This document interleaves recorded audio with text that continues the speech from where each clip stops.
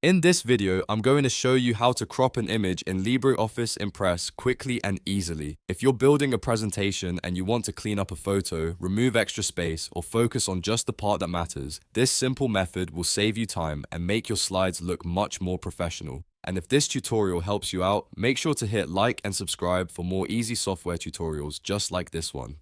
Alright, let's jump into it. First, open LibreOffice on your computer. Once it launches, you'll see the Start Center.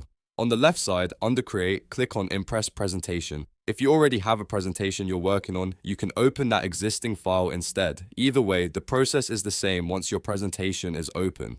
Now go to the slide that contains the image you want to edit. Click once on the image to select it. You'll know it's selected when you see the border and the resize handles around it. This is important because the crop tool only works properly when the image itself is selected. Next, look at the top toolbar and click the crop icon. This is the tool that lets you trim away parts of the image you don't want visible on the slide. Once you click it, you should see crop handles appear around the image. These handles let you control exactly how much of the picture will remain visible. Now drag the crop handles inward. You can trim the image from the sides, the top, the bottom, or any combination of directions depending on what you want to remove. Take your time here and adjust the crop until the image looks the way you want it.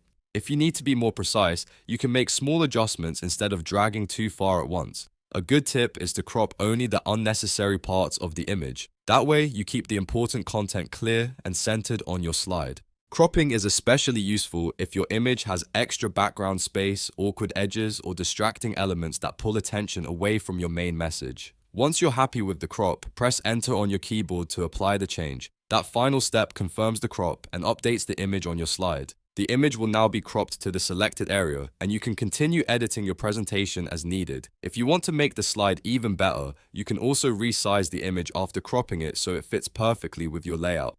Just remember, cropping changes what part of the image is visible, while resizing changes the overall size on the slide.